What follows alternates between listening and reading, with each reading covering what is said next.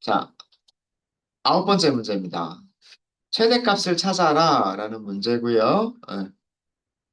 지금 제가 만들어진 그 난수들의 점수들에서는 이 첫 번째 숫자가 최대값이네요. 그리고 제일 마지막에 있는 숫자가 최소값이네요. 마침 첫 번째 숫자가 최대값이고요. 그 다음에 제일 마지막에 있는 숫자가 그 최소값인데 이거를 우리가 스스로 찾아보자 해요. 물론 함수가 있어요. max라고 하는 함수가 있어요. max. 어, 여기 보시면 iterable이라고 써져 있죠. 그러니까 반복 가능한 타입을 아규먼트로 주면 최대값을 찾아준다라고 하는 함수가 있어요. 반복 가능한 타입이라고 하는 거는 리스트, 튜플, 뭐 문자열 같은 것들이죠. 예, 그런 것들을 넣어주면 된다라는 그런 뜻이에요. 그래서 여기다가 스코어스 이렇게만 넣으시면 최대값 10 이렇게 알려줘요. 그럼 최소값은 비슷하게 min이라고 하는 함수가 만들어져 있어요. 마찬가지로 여기에다 리스트만 넣어주시면 최소값은 4입니다라고 이렇게 바로 찾아줍니다. 그래서 이렇게 만들어진 함수가 있고요. 만들어진 함수가 있고 이거를 이용하시는 방법도 있고 또 다른 방법은 우리가 직접 한번 만들어 보는 거죠. 직접 한번. 자, 최대값을 찾는 로직을 생각을 해볼게요. 하나씩 다 비교를 해보면 되지 않을까요? 어, 누가 큰지를 비교를 해보면 돼요. 첫 번째 값이 큰지, 두 번째 값이 큰지, 세 번째 값이 큰지, 이거를 비교를 해보면 되겠죠. 언제까지? 처음부터 끝까지.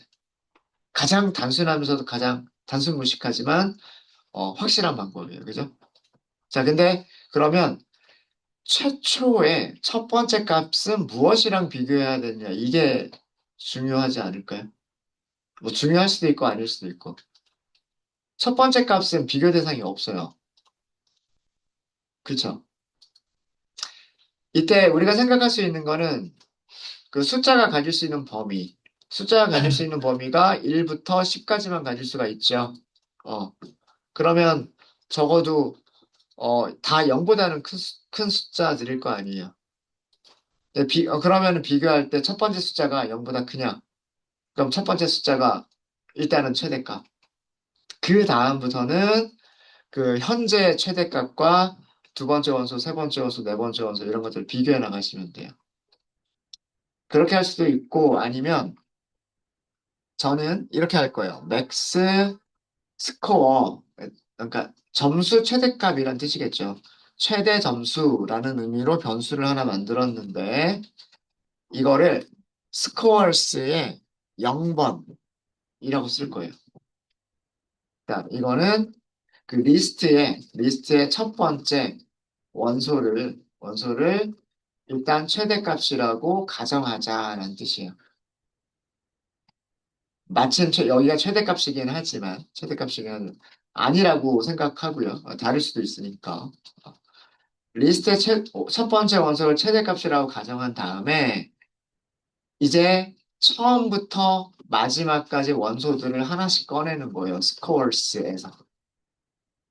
스코어스에서 하나씩 꺼내는데 만약에 이거는 리스트의 원소들을 순서대로 하나씩 꺼내는 거죠. 어, 꺼내서 첫 번째 원소를 꺼내서 두 번째 원소를 꺼내서 세 번째 원소를 꺼내서 이런 뜻이잖아요. 맞아요? 꺼내서 비교를 하는 거예요. x가 더 큰지, 맥스 스코어보다 더 큰지. 그러니까 만약에 이 두 번째 꺼낸 값이 맥스 스코어보다 더 커요. 그렇다는 얘기는 두 번째 값을 최대값이라고 생각을 해야 되는 거잖아요. 맞아요? 그쵸? 이런 경우라면, 그러니까 요거는 이런 경우라면 해야 될 일은 뭐냐면 맥스 스코어를 x로 변경을 하는 거예요. 리스트에서 꺼낸 값이 현재의 최대값보다 크다면, 크다면 음, 최대값을 최대값을 그 리스트의 원소로 변경한다 이런 뜻이에요. 이거를 처음부터 끝까지 반복을 하시면 돼요.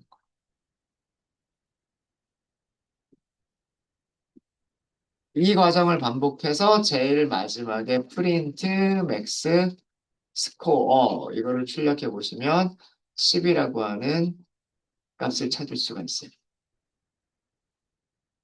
그러니까 마침 첫 번째 값이 10이어서 그렇긴 한데 만약에요. 여기가 7이었다고 생각을 해볼게요. 10이 아니라 7이었다고 생각을 해보겠습니다. 그러면 7, 8, 5, 9, 4니까 최대값은 9가 최대값이 되겠죠. 맞아요? 맞아요? 자, 이 로직이 과연 9를 찾아주는 건지 한번 생각을 해볼게요. 자, 첫 번째 줄에서 max는 뭐라고 저장이 될까요? 7이라고 첫 번째 값을 선택을 하는 거니까.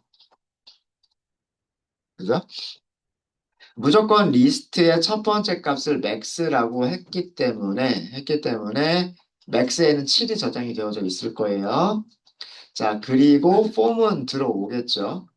폼은 들어왔을 때 첫 번째 x는 사실 x는 첫 번째 값은 비교할 필요는 없지만 아니, 너무 글자가 네. 어, 비교할 필요는 없지만 폼은 자체가 첫 번째부터 마지막까지 다 하나씩 하나씩 꺼내는 거기 때문에 뭐 어쩔 수 없이 첫 번째 값도 비교를 해야 될 거예요.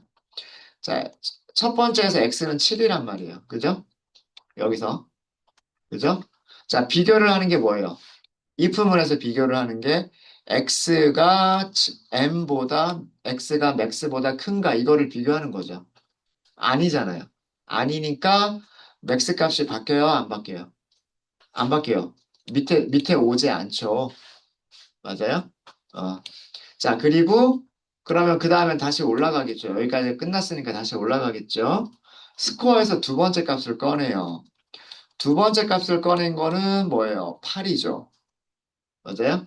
8이고 현재 맥스 값은 7이잖아요. 맞아요? 그죠? 어, 그러니까 8이 8이 7보다 큰 거 맞죠?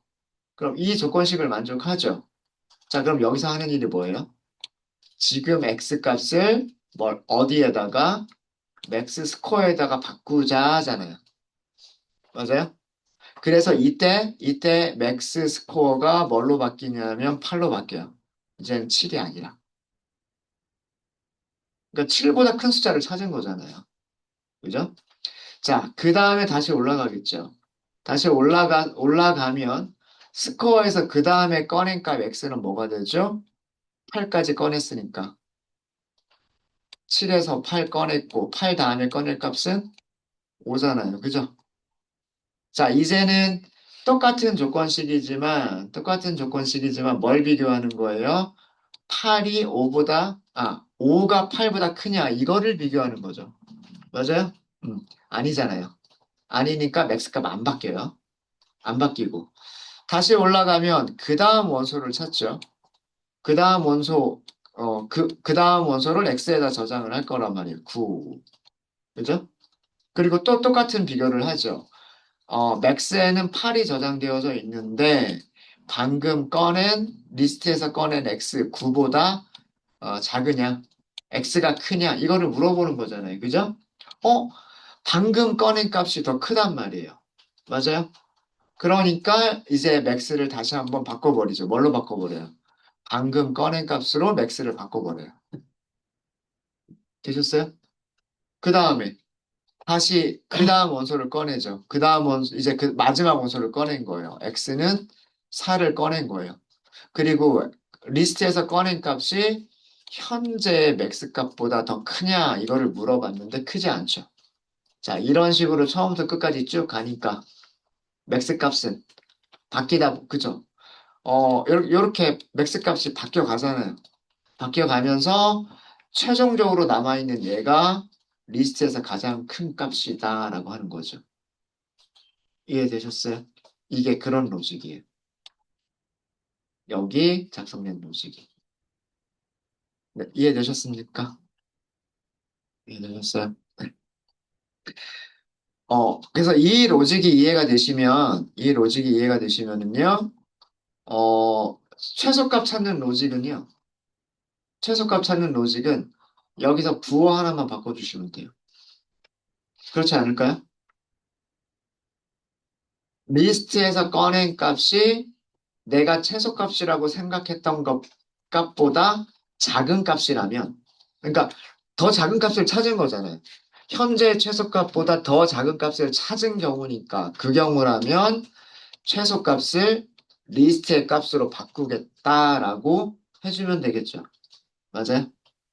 그래서 최소값을 찾는 로직은 밑에서 최소값을 찾는 로직은요 이렇게 하시면 돼요. min score 최소 점수란 뜻이죠. 자, 이것도 무조건 시작은 가장 안전한 방법은 0번째 원소부터 시작하는 거예요. 범위를 리스트에 들어가 있는 숫자들이 우리는 지금 1부터 10까지 있는 숫자라는 걸 알지만 때로는 어떤 범위의 숫자들이 들어가 있을지 알 수 없는 경우들도 있잖아요. 그렇지 않아요? 어. 뭐 마이너스 100부터 플러스 100까지 들어가 있는 건지 뭐 아니면 진짜 그 플러스 마이너스 그 상한 하한 없이 값들이 들어가 있는 건지 그럴 때에는 첫 번째 값을 어떻게 지정할 수가 없단 말이에요. 그래서 가장 안전한 방법은 리스트의 첫 번째 값을 최대값이나 최소값이라고 가정을 하는 거예요, 무조건. 그렇게 가정해 놓고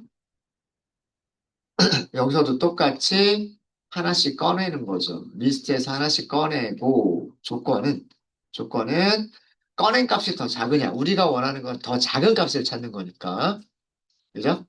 더 작은 값을 찾는 거니까 리스트에서 꺼낸 값이 우리가 생각하고 있는 스코어스보다 작으냐. 그러면 최소값을 민 스코어스가 아니라 민 스코어죠. 민 스코어. 민 스코어의 값을 방금 꺼낸 x로 바꾸겠다 이렇게 하는 거. 이거를 끝까지 해서 반복을 하게 되면 민 스코어는 4. 여기 4가 제일 작죠. 4가 제일 작습니다. 4라고 하는 걸 찾아줘요.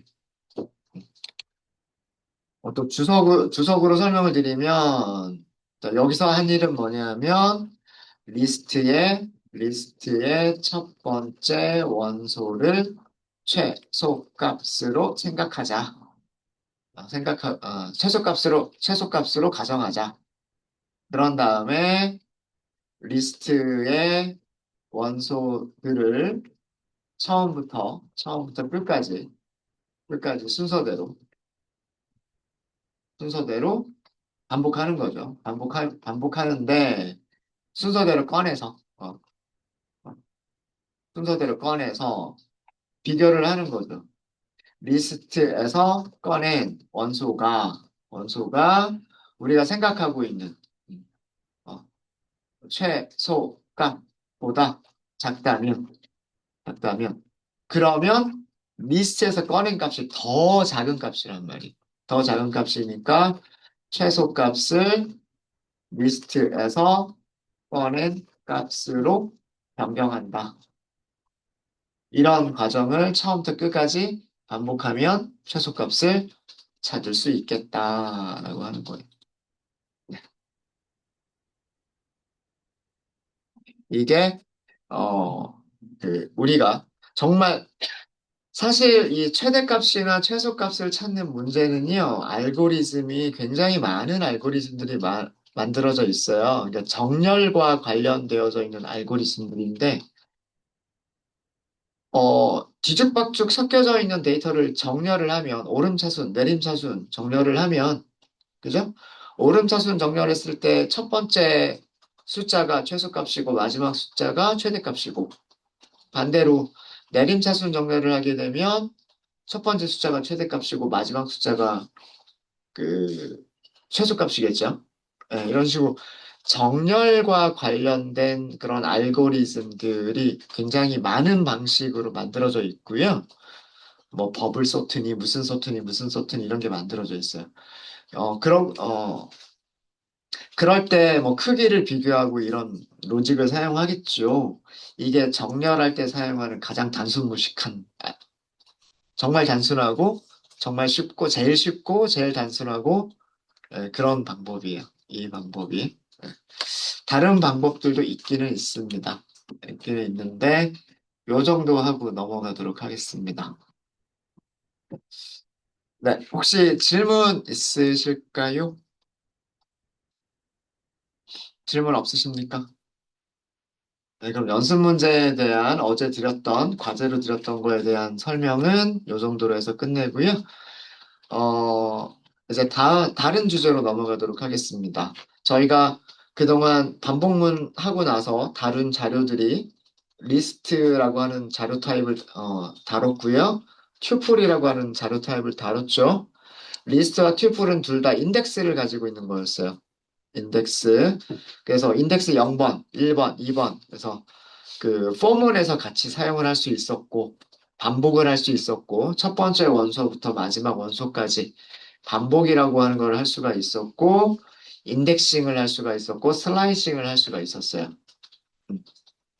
근데 그 파이썬에는 이렇게 리스트와 튜플 말고도요, 딕셔너리라고 하는 그런 자료 타입이 있어요. 얘는 리스트와는 조금 다른데 이 딕셔너리도 굉장히 많이 사용되어지는 데이터 타입 중에 하나입니다. 그거를 저희가 자세하게 알아볼 거예요. 네, 그래서 새 파일을 하나 만들까요? 저희가 8번까지 만들었던 것 같고요. 구글 콜앱 아홉 번째예요. 아홉 번째. 네, 여기 파일의 이름은 파이썬 9번 그리고 딕트라고 할게요. 딕트. 딕트는 뭐를 줄여서 쓴 거냐면 딕셔너리를 줄여서 쓴 거예요. 딕셔너리. 그리고 딕셔너리는 우리말로 하면 사전이죠. 사전이고 파이썬에서는 그 데이터 타입의 이름이 딕셔너리라고 되어 있지 않고 딕트라고 되어 있어요. 딕셔너리를 줄여서 딕트라고 데이터 타입 이름이 만들어져 있어요. 그래서 요 딕트라고 하는 거를 설명을 드릴 겁니다. 그래서 이 파일 제목은 딕트라고 했어요. 딕트.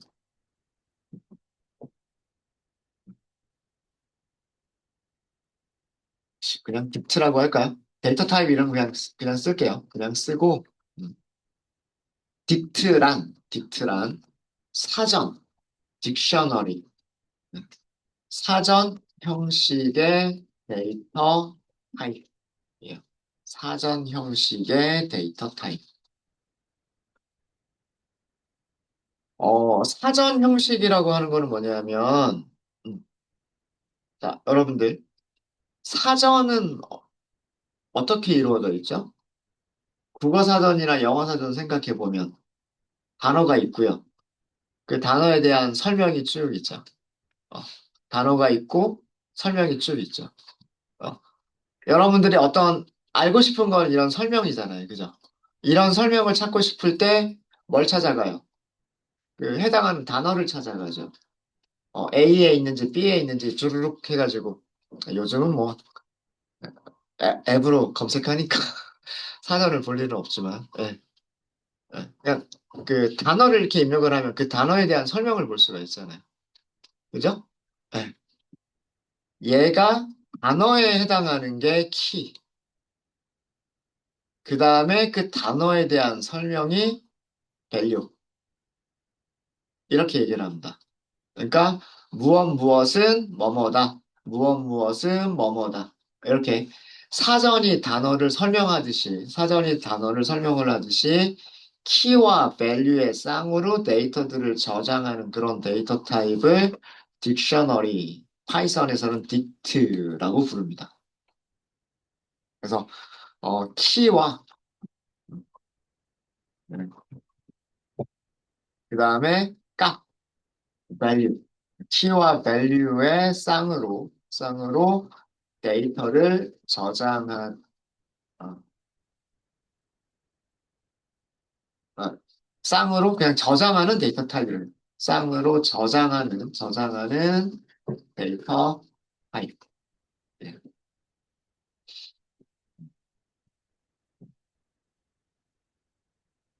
실제로 우리 실제 생활에 이런 키와 값으로 뭔가를 표현하는 그런 것들이 굉장히 많아요.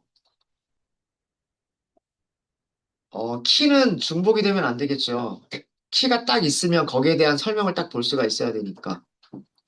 그죠? 예. 같은 단어가 두 번, 그러니까, 사실은, 국어 사전이랑 영어 사전하고는 좀 다르구나. 같은 단어가 여러 뜻이 있을 수는 있으니까. 예. 그런 건 아니고, 그런 건 아니고.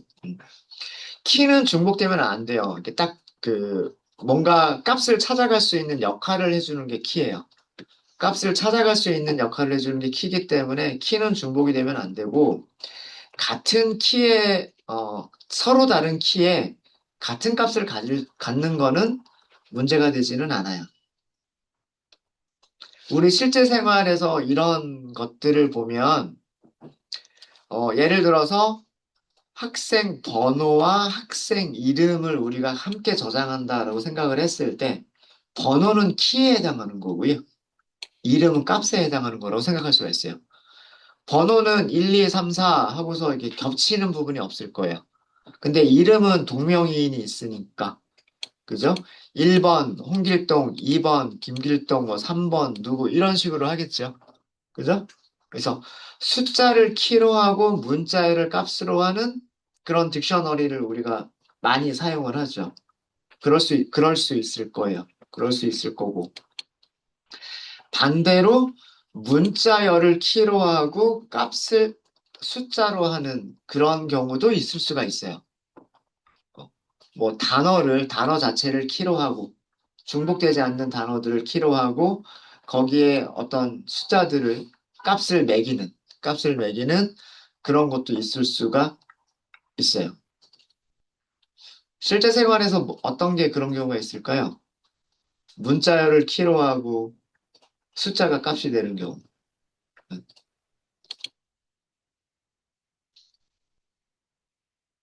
생각나는 거 없으세요? 곧 점심시간이죠. 식당 가시겠죠? 식당에 메뉴판 있잖아요. 그 하나의 식당에 메뉴가 겹치는 메뉴 있어요? 없죠. 짜장면 5,000원, 짬뽕 6,000원, 볶음밥 또 짬뽕하고 똑같이 6,000원. 뭐 그럴 수 있겠죠. 5,000원짜리 음식이 있으면 참 좋겠는데 요즘 너무 비싸죠. 그런 경우라면 그죠? 그런 경우라면 키가 문자열이고 값은 숫자가 되는 거겠죠. 이런 식으로 저장하는 거. 그러니까 키와 밸류, 키와 밸류 이런 식으로 키 밸류가 하나의 어떤 아이템 하나를 표현하는 거예요. 키와 밸류가 쌍으로 이루어져서 이루어져서 그게 하나의 아이템을 표현하는 그런 데이터 타입이 딕셔너리. 그리고 딕셔너리에는 키 밸류가 여러 개가 저장이 될 수가 있어요. 여러 개가 저장이 될 수가 있고, 리스트나 튜플과 다른 점은 리스트와 튜플은 인덱스를 기반으로 값들을 저장하는 데이터 타입이에요. 그리고 인덱스는 우리가 조작하지 않아요. 조작할 수가 없어요. 무조건 인덱스는 0부터 시작한다. 그리고 일씩 증가한다. 그렇죠. 그죠? 네. 어, 리스트와 튜플에서 첫 번째 인덱스는 무조건 0이고 일씩 증가하는 정수다. 이렇게만 되어져 있죠. 물론 거꾸로 할 때는 거꾸로 순위를 매길 때는 마이너스 1, 마이너스 2 이렇게 음수 인덱스도 사용할 수가 있지만 음, 중간에 건너뛰는 인덱스 없어요. 0, 1 가다가 그 다음 원소가 인덱스 5번 이렇게 될 수는 없어요. 그죠? 예. 그래서 인덱스라고 하는 거는 그 파이썬 프로그래밍 자체에서 자동으로 부여가 되는 그런 정수들인 거고요. 우리가 조작할 수 있는 그런 것들이 아니에요. 근데 딕셔너리는요, 키를 기반으로 값을 저장하는 데이터 타입이에요. 그리고 키는 우리가 얼마든지 조작할 수가 있어요. 학번을 생각해 보면, 대학교에서의 학번을 생각해 보면요, 그 학번들은 연속된 숫자는 아니에요.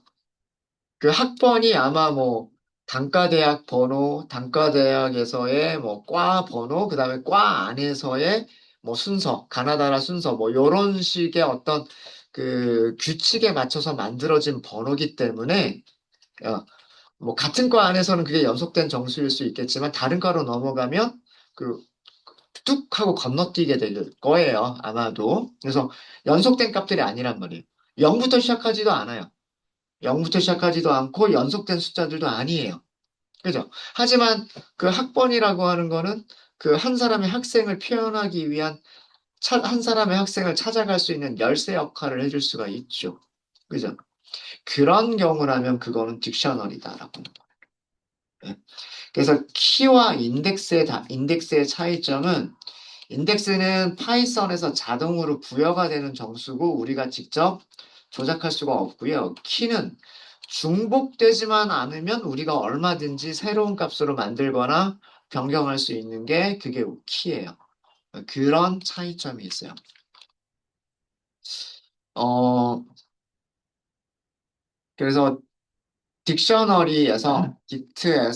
딕트 타입이라고 할까요? 딕트 타입에서 키의 역할은 리스트나 튜플에서 리스트나 튜플에서 인덱스의 역할과 비슷하긴 합니다.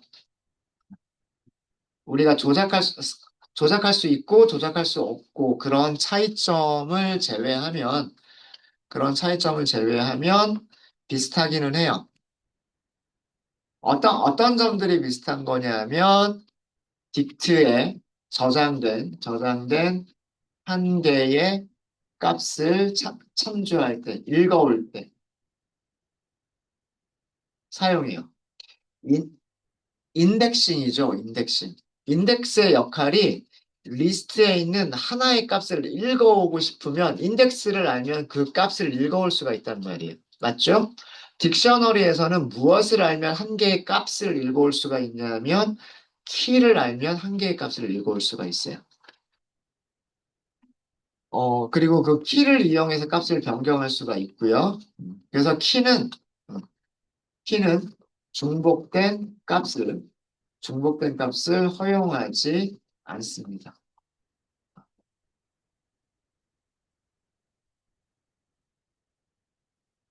이게 그 딕셔너리의 특징이에요, 특징. 뭐 이런 정도로 이론적인 내용 설명드리고요. 간단하게 하나 만들어 보고 저희 점심시간 갖도록 할게요. 아, 연결 안 했군요. 연결하겠습니다. 연결해 주시고. 학생 번호, 학생 이름, 아까 이런 예로 제가 말씀드렸었잖아요. 그죠? 그거를 한번 만들어 볼까요? 스튜던츠라고 할게요. 딕셔너리를 만드실 때에는요, 딕셔너리를 만드실 때에는 중괄호를 사용해 주시면 돼요. 중괄호. 자, 이제 괄호의 종류가 되게 여러 가지가 나오죠.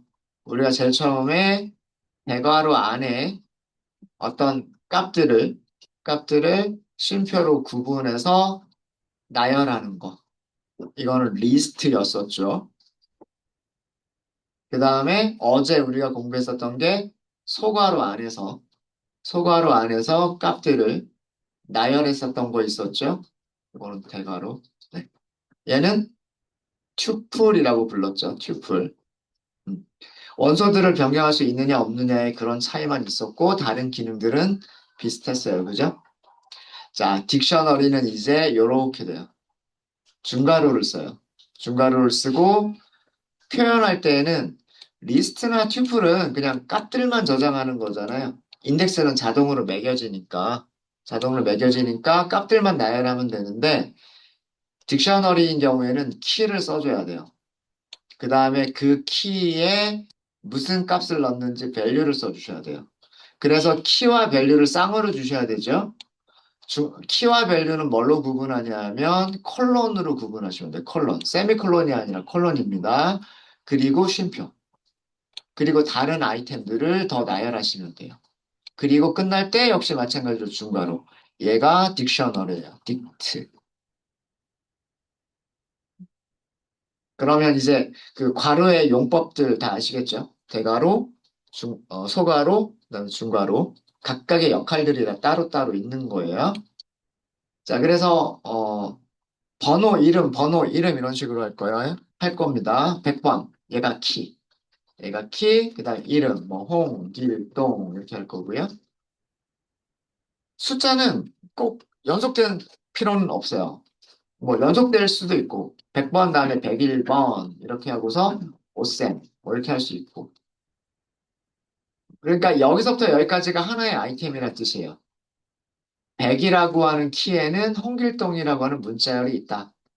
쉼표. 쉼표가 아이템을 구분하는 역할. 101번 키에는 오셈이라고 하는 문자열이 있다. 여기까지가 또 하나의 아이템. 만약에 200번 이렇게 하고 스컷 이렇게 할까요?